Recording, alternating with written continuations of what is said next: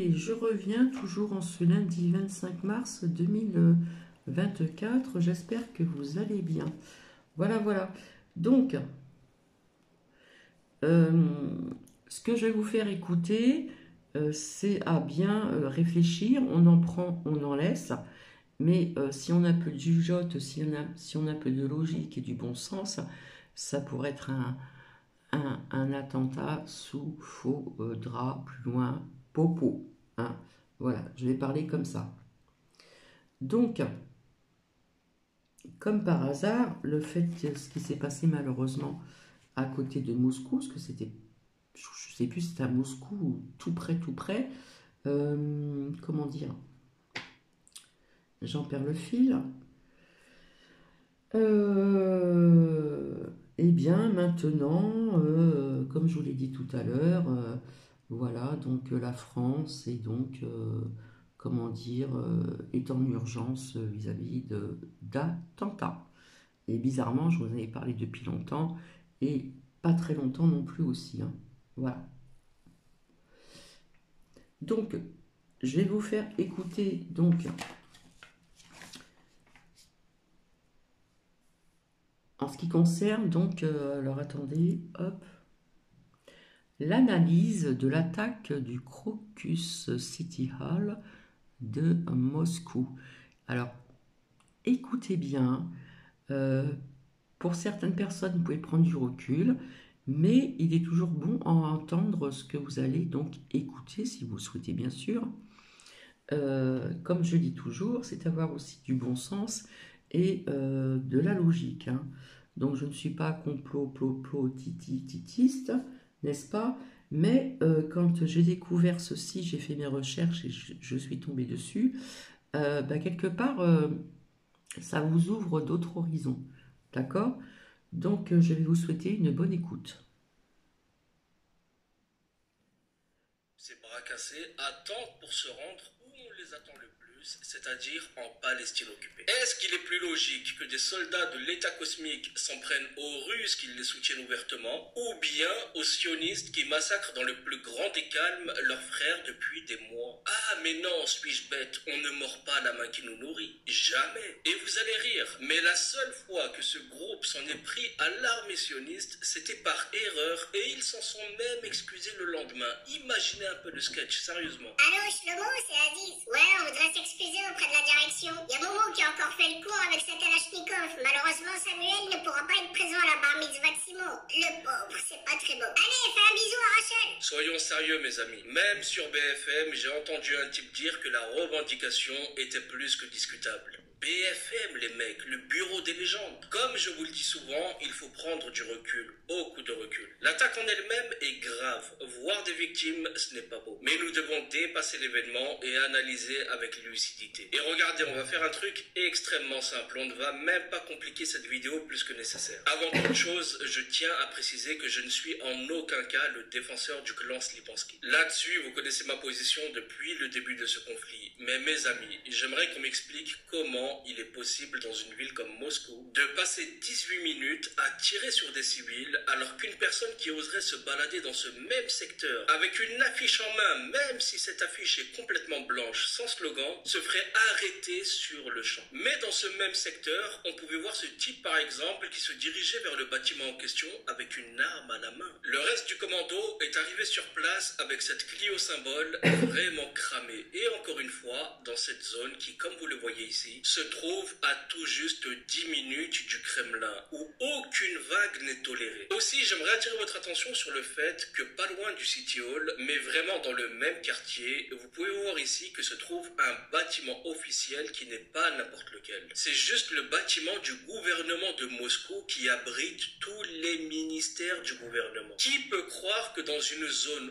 aussi sensible, alors que nous sommes en période de guerre, que cette zone ne soit pas ultra surveillée? Pour faire un comparatif tout bête, et même si ce comparatif est vraiment moindre à côté de la situation en Russie, c'est comme si je vous disais d'aller vous promener près de l'Elysée avec une Kalachnikov en main dans les jours qui suivent les attaques de novembre 2015. Bataclan, terrasse de café, bref, vous connaissez la suite. En termes de niveau d'alerte et de présence policière, c'est pareil. Sachant que la ville de Moscou est saturée de caméras. Je vous le remets ici. Vous avez ici le Kremlin et à 10 minutes de là, le Crocus City Hall où s'est déroulée cette attaque. Ok, à présent, je pense que nous serons tous d'accord, au vu de l'emplacement du bâtiment, qu'un soir de concert en pleine capitale qui était censé rassembler 6000 personnes, et bien qu'il y ait à minima un service de sécurité comme on peut le voir en France, lors d'événements tels que les concerts, les grands matchs de football ou que sais-je encore. On parle quand même de Moscou, mes amis, ville que de nombreux mercenaires du camp d'en face ne peuvent même pas toucher du bout du doigt. Comment dans ce secteur est-il possible que la police ne soit pas arrivée immédiatement après le premier tir? Vous savez d'ailleurs combien de temps ils ont mis pour arriver? 1 heure. 1 heure pour faire un trajet qui demande moins de 10 minutes, vu qu'ils ont les gyrophares et le droit de bombarder. Sachant que dans le bâtiment, au moment de cette attaque, les gens avaient le temps de sortir leur téléphone pour filmer les assaillants. Vous allez me dire qu'aucune de ces personnes n'a eu la présence d'esprit d'appeler la police? Eh bien moi je pense que oui. Je pense tout de même que parmi ces milliers de personnes qu'on pouvait voir sur les vidéos, au moins 5% d'entre elles ont pensé à composer le numéro de la police. Malgré cela, ils ne sont arrivés sur place qu'1 heure plus tard, mes amis. Mais ce n'est pas fini. 1 heure après le début de l'attaque, vous avez 4 types armés qui sortent du bâtiment, montent dans la même voiture avec laquelle ils sont arrivés et traversent la ville de Moscou bourrée de forces de l'ordre où il y a des checkpoints tous les 3 km et où des caméras sont accrochées à chaque poteau. Et avec cette même voiture qui est visible à des kilomètres, ils se dirigent le plus calmement du monde vers la frontière ukrainienne se trouvant à 400 km de là. Je vous raconte pas la circulation dans Moscou un vendredi soir à l'heure où ça s'est passé. C'est juste bondé de monde. Et ces types, dans le pays du renseignement, ont réussi à faire 400 km sans se faire arrêter dans un pays en état d'alerte maximum. C'est juste inconcevable, mes amis. N'importe quelle personne dotée d'un minimum de raisonnement vous dirait qu'il serait inconscient de repartir dans la même voiture. Déjà, ça c'est pour commencer. On parle quand même d'une attaque qui a fait plus de 150 morts au moment où je vous parle. Et je ne parle pas de source BFM pour les mangeurs de foin. De simples braqueurs savent que c'est la base de placer des voitures relais le long de leur itinéraire de fuite pour brouiller les pistes. Mais ces types qui viennent de faire plus de 150 morts remontent au calme dans cette même Clio et traversent tout Moscou un vendredi soir. Et c'est là qu'on en vient à l'incohérence suivante, mes amis, qui concerne toujours la voiture avec laquelle ils se sont dirigés vers cette zone frontalière qui n'est pas qu'une zone frontalière. Actuellement, cette zone est considérée comme une ligne de front car depuis 2 semaines, et nous en avons déjà parlé, des attaques ukrainiennes ont lieu que ce soit dans les régions de Bryansk, Belgorod ou encore Kursk. Et donc, ces mecs vont se balader dans cette zone, dans la même voiture et dans une zone où se trouvent des checkpoints partout. Des soldats, ainsi que des services de renseignement. Et après un échange de tirs, ils auraient tous été pris vivants. Un véritable exploit. Et l'un d'entre eux, vous avez dû le voir, se fait carrément couper une oreille par les forces spéciales qui tenteront de lui faire manger. Qui fait ça, mes amis? Bien que ces personnes soient supposément ce qu'elles sont, ce sur quoi nous allons revenir, il faut les conduire en lieu sûr, les interroger en huis clos, les enfermer, les juger et les envoyer où ils méritent d'aller s'il s'avère qu'ils sont bien coupables. Pourquoi lui couper son oreille? Moi je pense que c'est celui qui a fait ça qui devrait être jugé. Avec ce genre de procédé, on peut faire avouer n'importe quoi à n'importe qui. Et c'est là que vous devez commencer à comprendre les choses. Regardez bien le regard de ces types. Regardez bien l'état dans lequel ils sont. Vous voyez bien qu'ils se sont fait massacrer. Je veux dire, quand les preuves sont accablantes, est-il nécessaire de soutirer des aveux par la violence? Bien sûr que non. On présente les preuves au peuple avant tout, qui demande des réponses, et ensuite on fait son boulot tranquillement, avec la certitude que n'importe quel juge n'aura aucun mal à prononcer même la peine de mort contre eux. Vous n'en faites pas une exhibition malsaine comme l'ont fait ces agents du FSB. Cette mise en scène, mes amis, visait simplement à envoyer un message au peuple russe pour désigner des coupables coupables qui, à mon sens, se sont accusés de quelque chose qu'ils n'ont peut-être pas fait. Car pour moi, ces types ne sont pas ceux qui étaient dans le Crocus City Hall et j'en suis quasiment certain. Les tailles, les carrures, les vêtements de certains, à savoir qu'une partie du groupe manque, sans parler de leur détermination. Je suis désolé, mais cela ne colle pas avec ce type par exemple qui est juste mort de peur et qui dans le regard ne renferme pas la dangerosité d'une personne qui vient de tuer des innocents. Dites-moi à quand remonte la dernière fois que vous avez vu un interrogatoire public, surtout venant du FSB. Ne vous faites pas avoir mes amis. Les tueurs étaient habillés différemment. Où sont passées leurs tenues? Vous allez me dire qu'ils se sont changés, d'accord, mais qu'ils ont fait 400 km avec la même voiture. Après une telle tuerie. Ensuite, ils racontent avoir été recrutés sur Telegram. On leur aurait proposé 500 000 roubles, ce qui est une somme misérable pour tirer sur ces gens. Les gars disent venir de Turquie, ils sont tadjiks et ils fuient vers l'Ukraine. Et là encore mes amis, expliquez-moi au-delà de la somme dérisoire que représentaient 500 000 roubles, à quoi leur servirait cette monnaie? Ces mecs étaient quand même censés fuir la Russie. Et ils sont tadjiks, donc pourquoi n'ont-ils pas été payés en somonie par exemple? Ou encore en monnaie ukrainienne? Ce qui montre encore une fois le non-sens. Un type a même été accusé à tort et a posté cette photo depuis le Tadjikistan pour se tirer d'affaire. Rien n'est clair dans cette histoire. Poutine prendra la parole qu'après ses arrestations pour dire que les terroristes qui n'ont pas ou ne peuvent avoir de nationalité attendent un sort peu enviable. Ce qui rappelle une fois de plus la déclaration qui le rendra célèbre après le siège du théâtre de Dobrovka, la célèbre affaire Noros sur laquelle il y a autant à dire au passage. Maintenant, je vous invite à voir ce qui se dit chez les Russes. Vous allez voir que nous sommes les seuls ici en Occident qui voyons Poutine comme un super sauveur de l'espace. Les Russes ne sont plus dupes. La grande majorité d'entre eux ont compris tout ce que je viens de vous dire et sont en train de crier à l'heure où je vous parle à qui veut l'entendre qu'ils veulent les images des dizaines de caméras se trouvant dans le Crocus City Hall, car ils sont convaincus que les personnes qui se sont faites malmener hier par les services du FSB ne sont pas celles qui se trouvaient dans la salle de concert vendredi soir. Maintenant, vous devez vous demander pourquoi j'ai évoqué les États-Unis et l'Ukraine dans mon post de la veille. Alors les États-Unis, car comme vous avez dû le voir, étaient au courant de ce qui se tramait. En témoigne cette alerte présente sur le site de l'ambassade. Ils avaient prévenu 2 semaines avant. Et ils étaient très précis dans cette circulaire, mettant en garde les gens de se tenir loin, entre autres, des salles de concert. Donc quelqu'un a programmé cette attaque. À ce stade, c'est indiscutable. On a également vu cette menace à peine voilée de ce membre du Likoud qui accusait ouvertement la Russie de soutenir les groupes armés en Palestine et menaçait de manière très assumée la Russie de représailles. De même, Victoria Nuland faisait récemment allusion à quelque chose comme des attaques asymétriques visant à frapper la Russie. L'Ukraine, elle, joue un rôle logistique dans le sens où c'est dans ce pays que se réfugient actuellement les groupes armés entraînés par les puissances occidentales pour frapper à la demande.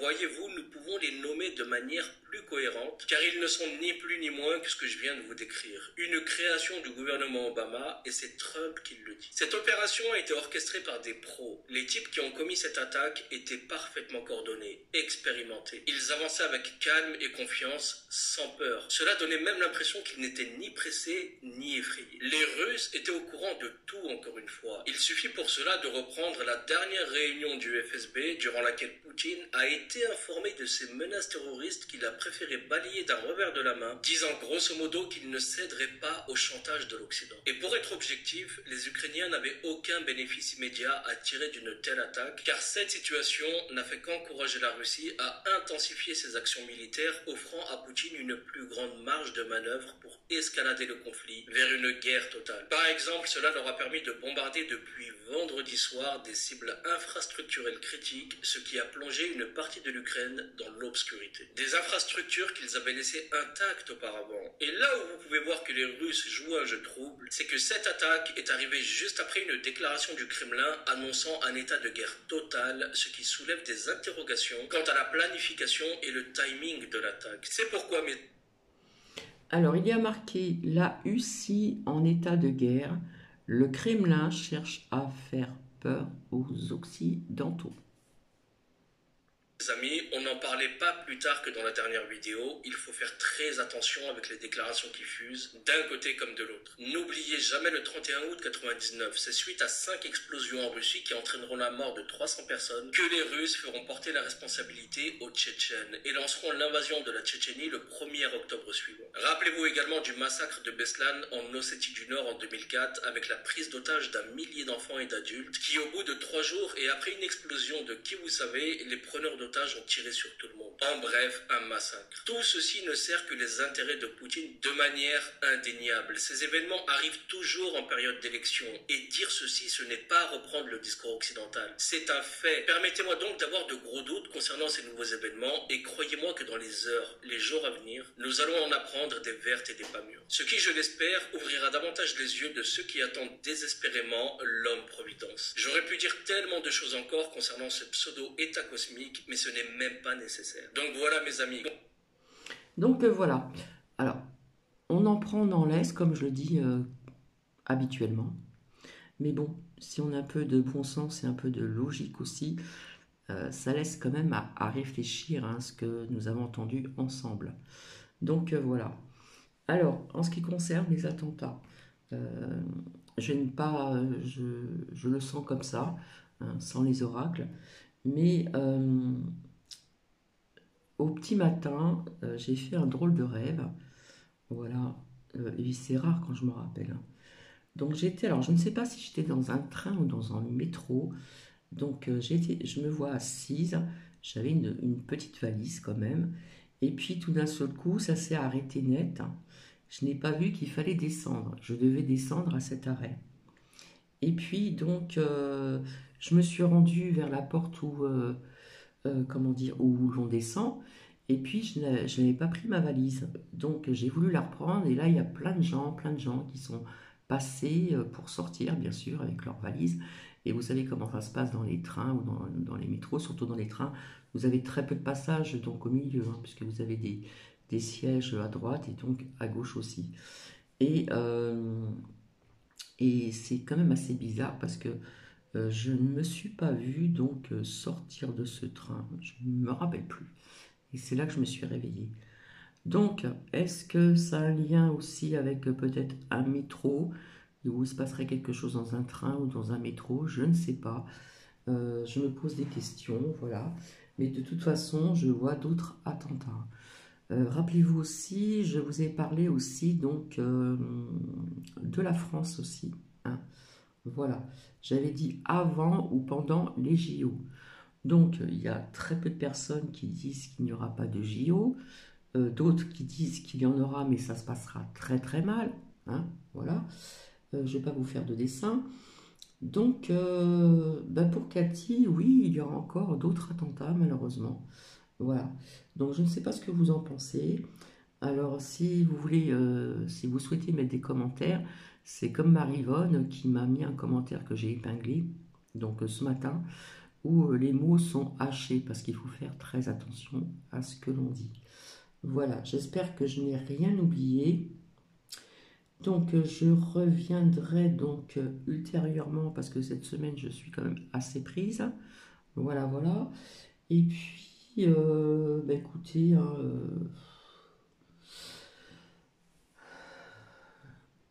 alors, en ce qui concerne aussi Kate, la princesse Kate, au niveau de cette énergie, son énergie, voilà.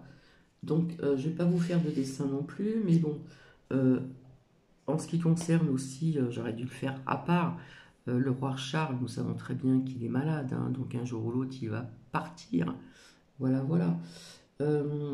Mais en ce qui concerne sa maladie à Kate, au niveau de son énergie, j'ai envie de vous dire,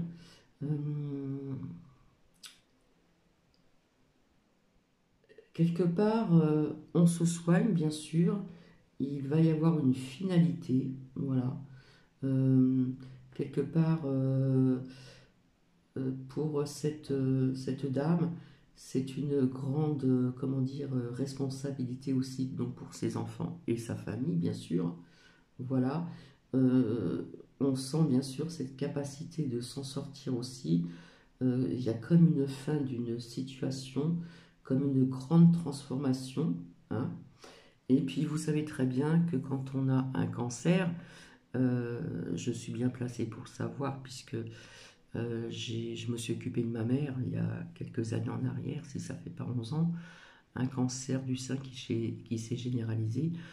J'ai vu la transformation du corps, et quelque part c'est très dur, hein, voilà. Donc il va y avoir certainement une transformation aussi.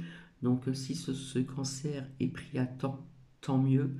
Mais malheureusement, si ça a été pris trop tard, malheureusement, ça peut se généraliser. Et sincèrement, ce n'est pas beau du tout, hein. Voilà. Donc, pour cette princesse Kate, il y a un temps aussi de ressourcement également, hein, besoin de se ressourcer, besoin de se reposer aussi, hein, puisque on sait très bien qu'aussi qu'il y a une dégradation aussi physique au niveau de la chimio, hein. Donc voilà, vis-à-vis de ma mère, je suis bien placée pour le savoir. En ce qui me concerne, ça a été pris à temps, donc ça a été difficile, bien sûr, mais bon, il y a eu quand même une petite dégradation physique aussi, hein, pour Cathy. Voilà. Donc, comment vous dire?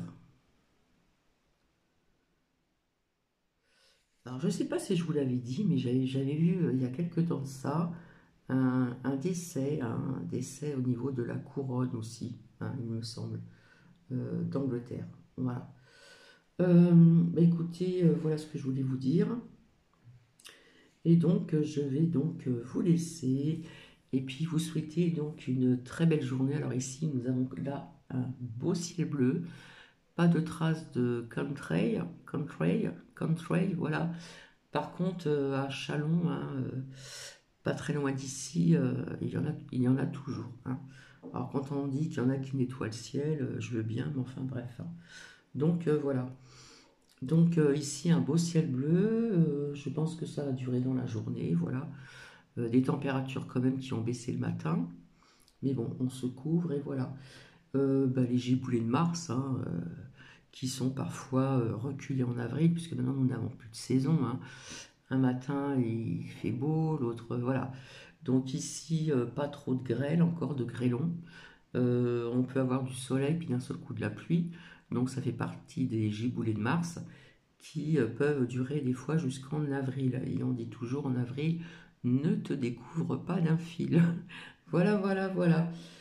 Donc je reviendrai, je ne sais pas si je vais le voir avec des oracles un petit peu pour ce que je viens de vous dire au niveau des attentats, etc., etc. D'accord? Voilà, donc on fait toujours peur aux personnes, bien sûr, hein, surtout aux parents, pour les collégiens, les lycéens, etc., etc. Voilà, c'est toujours le narratif de la peur. Voilà, voilà. Donc, comme je vous le disais depuis très très longtemps, tous ces politiciens, je vous avais parlé de trompette, puisque tout le monde disait que c'était le sauveur, maintenant c'est Poupou. J'ai envie de vous dire, toutes ces personnes qui font partie de la politique, mais écoutez, ce n'est pas... ils sont pas blancs comme neige. Voilà, j'ai envie de vous dire ça. Maintenant, vous pensez ce que vous voulez. Voilà, voilà. Alors, il faut savoir aussi que, en ce qui concerne donc la bague de Lady Diana via ses énergies, hein, qui est donc portée par, je crois, la princesse Kate, il faut savoir aussi qu'au niveau des énergies, la personne qui porte un bijou ou un vêtement peut parfois avoir des conséquences. Parce que je vais vous expliquer quelque chose. Il y a très longtemps, quand j'étais en région parisienne, on m'a donné gentiment un manteau. Et quand on m'a dit que cette personne avait eu un cancer, eh bien figurez-vous que c'est là que ça s'est déclaré, mais à temps. Puisque quand nous sommes à l'écoute de notre corps, on peut sentir des choses qui ne sont pas comme d'habitude. Donc, bizarrement, bah, c'est arrivé quelque temps après. Voilà. Donc, c'est vrai que si vous, comment dire, il y a des personnes qui n'ont pas beaucoup d'argent. Parfois, vous pouvez trouver des bagues, des bijoux, etc. On ne sait pas par qui ont été portés, par quelle, par quelle personne, pardon, je n'arrive plus à parler, au niveau des énergies. Hein. On peut avoir des énergies positives, mais aussi des énergies négatives. Donc, quand c'est comme ça, vaut mieux, comment dire, euh, au niveau des bijoux, de faire un bon nettoyage. Voilà, un bon nettoyage. Les purifier, etc., etc. D'accord? Ou ne pas les porter, bien sûr. Donc, il faut quand même, comment dire, il faut quand même voir un petit peu que euh, Kate, la princesse Kate, portait donc la bague de Lady Diana, voir un petit peu ses énergies. Lady Diana que j'adorais, d'ailleurs quand j'ai appris son décès, je crois que j'étais en, je ne sais plus où, je crois que j'étais en région parisienne et j'ai vraiment pleuré parce que j'aimais bien cette femme, c'était une femme de cœur, vraiment, vraiment. C'est une femme qui a souffert aussi énormément, voilà. Donc, en plus, à un moment, on parlait un petit peu plus d'elle que donc Charles. Voilà, elle était quand même, comment dire, assez souvent en avant, on va dire, hein, en avant. Donc, c'était une femme de cœur, voilà. Je vais vous laisser et je vous dis à très bientôt. Bisous, bisous.